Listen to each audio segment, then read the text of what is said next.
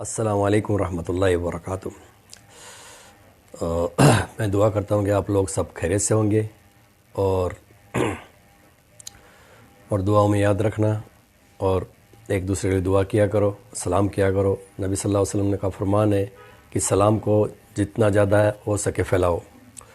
تو ہماری زندگی میں کیا کرنا چاہیے، کیا نہیں کرنا چاہیے، آج میں اسی موضوع پہ بات کرتا ہوں۔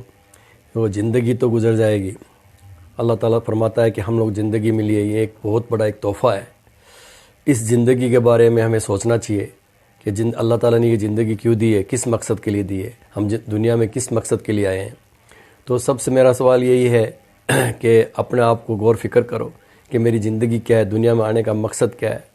تو اگر اپنی زندگی بدلنا چاہتے ہو، اپنے آپ کو اللہ کے راستے میں ڈالنا چاہتے ہو کہ زندگی اسلام پہ ہو اور ختم بھی زندگی اسلام پہ ہو، تو آج میں آپ کو یہ بتانا چاہتا ہوں کہ یہ زندگی کا ایک مقصد ہے۔ اللہ تعالیٰ نے ہمیں ایسا نہیں بھیجا دنیا میں، ہر انسان کو ایک پروگرام دے کے بھیجا گیا ہے۔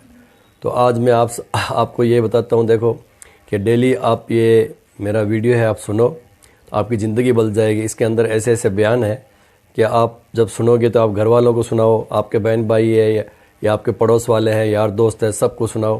آپ اگر سنیں گے تو آپ کی زندگی بدل جائے گی۔ ہمیشہ میں 1 یا 2 ویڈیو ڈالتا ہوں اور وہ بھی پوری قرآن اور حدیث کے ساتھ میں ہے۔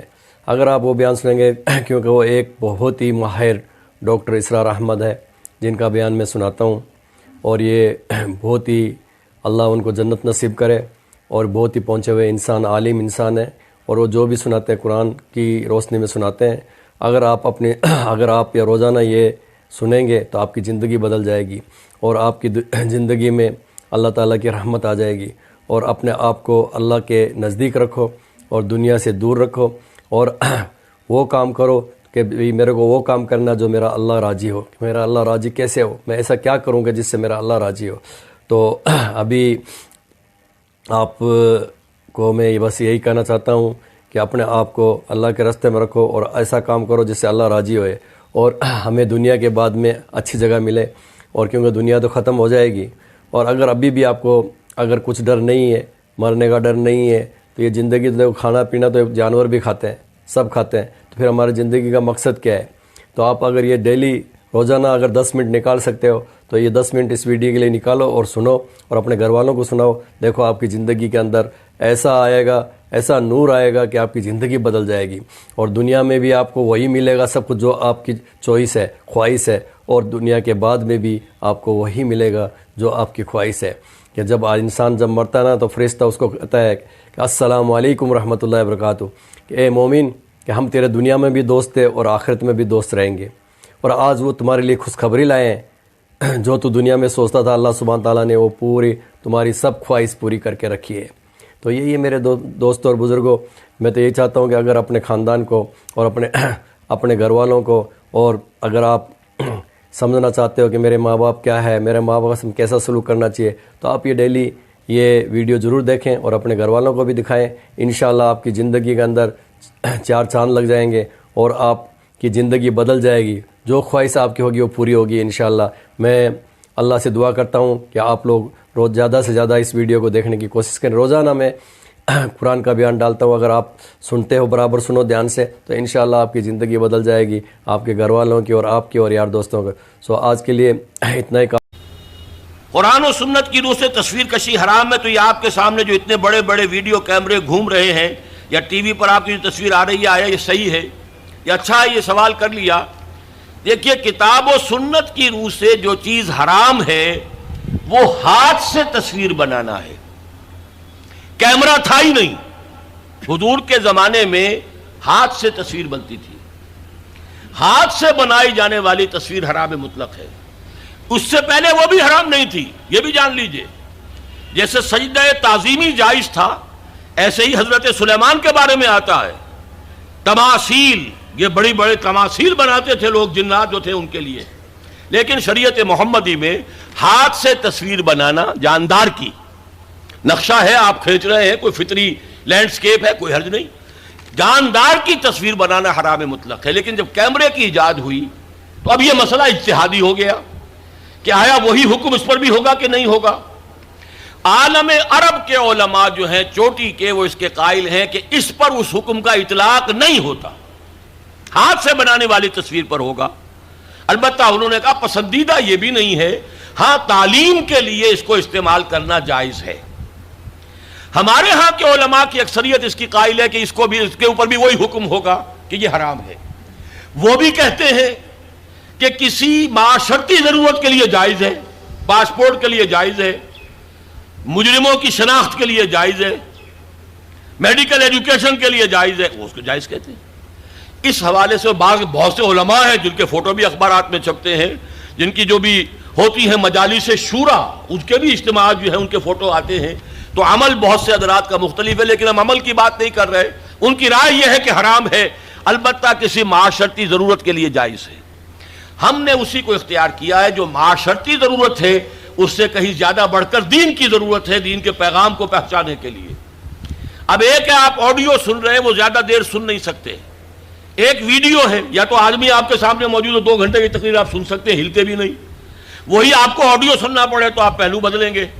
اسی طریقے سے اگر ویڈیو ہے تو آپ بات سن سکتے ہیں، ورنہ نہیں۔ تو ہم نے اس کے لیے اس کو جائز سمجھتے ہوئے اختیار کیا ہے۔ اور یہاں بھی بتا دوں، جو سلطنت عثمانیہ، خلافت عثمانی کے آخری شیخ الاسلام تھے علامہ کوثری رحمت اللہ علیہ، ان کے شاگرد رشید عبد الفتاح ابو غدہ، یہ اس وقت فقہ حنفی کے عالم عرب میں سب سے بڑے ماہر ہیں۔ ان کے نزدیک بھی جائز ہے، ان سے میری ملاقات ہوئی ہے، ان کی رائے میں آڈیو پر لے کر آیا ہوں۔ بلکہ اب یہ وقت زیادہ صرف ہو رہا ہے، وہ تو یہاں پر جب آئے تھے ضیاء الحق کے زمانے میں ایک علماء کی انٹرنیشنل کانفرنس ہوئی تھی۔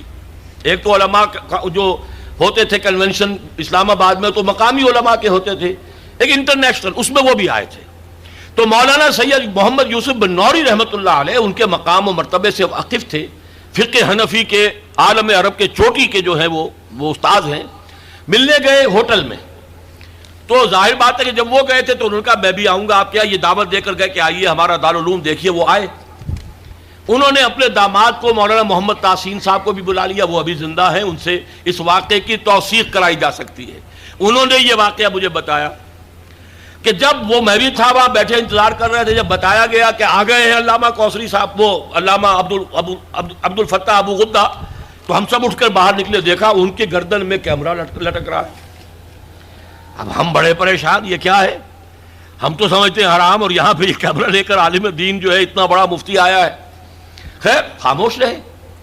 اب جب جا کر کمرے میں بیٹھ گئے، انہوں نے کھولا، کیمرہ نکالا اور کہا سورہ اجتماعیہ، یعنی ایک جو ہے گروپ فوٹو میں لینا چاہتا ہوں، آپ لوگ ذرا ٹھیک ہو جائے، سیدھے ہو جائے، بیٹھ جائے، سورہ اجتماعیہ۔ اب مولانا بن نوری صاحب جو ہے خاموش نہیں رہ سکے، نہیں حرام، ہمارے نزدیک حرام، ہمارے نزدیک حرام۔ انہوں نے کیمرہ تو بند کیا، پوچھا دلیل کیا ہے حرمت کی؟ جو دلیل لائے انہوں نے کاٹ دی۔ آخر میں مولانا بن نوری کو یہ کہنا پڑا کہ ہاں حرام تو نہیں ہے، ہم اسے تقویٰ کے خلاف سمجھتے ہیں۔ آپ نے کہا ٹھیک ہے، یہ بات آپ کا موقع، آپ حرام کہتے ہیں، دلیل لانی پڑے گی۔ یہ واقعہ بھی میں نے آپ کو بتا دیا ہے کہ یہ ہے اصل موقع۔ بعض چیزیں ہمارے یہاں بس مشہور ہو گئی ہیں، اور بعض علماء یہاں تک کہ ہمارے اس وقت کے جو علماء ہیں وہاں طالبان کے، وہ بھی اسی طریقے کی عمل کر رہے ہیں۔ ٹی وی کو بری شے نہیں ہے، ٹی وی کے ذریعے سے آپ کیا پھیلا رہے ہیں۔ ہمارا یہ تھا کہ ایک زمانے میں تو یہ رائے تھی کہ لاؤڈ اسپیکر اذان بھی حرام ہے، نماز کی امامت بھی حرام ہے۔ اب ایک امام کر رہا ہے، 2 لاکھ آدمی پیچھے تبلیغی اجتماع میں، کچھ پتہ ہی نہیں چلتا وہ امام نے کب اللہ اکبر کہا۔ امام سجدے میں پڑا ہوا ہے، پوری جماعت کھڑی ہوئی ہے، امام کھڑا ہو گیا، پوری جماعت گری ہوئی ہے سجدے میں، یہ دادا گر گئے سجدے میں جب وقت قیام آیا۔ یہ اللہ کے بندو، آخر وہاں بجلی بھی جلاتے ہو کہ نہیں جلاتے؟ وہاں پر جو ہے لالٹینیں جلایا کرو، پھر بجلی کا کیا تمہیں حق پہنچتا ہے؟ لیکن یہ چیزیں ہوتی ہیں، اس میں ضرورت ہے کہ اپنی نگاہ کو وسعت دی جائے۔ لاؤڈ سپیکر میں کوئی خرابی نہیں ہے، اس کے ذریعے سے اذان دیجئے تو یہ اچھا ہے، اس کے ذریعے گانے نشر کریں گے برا ہے۔ ٹیلی ویژن کے ذریعے سے دین کی تعلیم کی جائے وہ اچھی ہے۔ اگر کچھ اور فحاشی کریں گے جیسے پاکستان ٹیلی ویژن کر رہا ہے یا جو CNN وغیرہ کرتے تو وہ برا ہے۔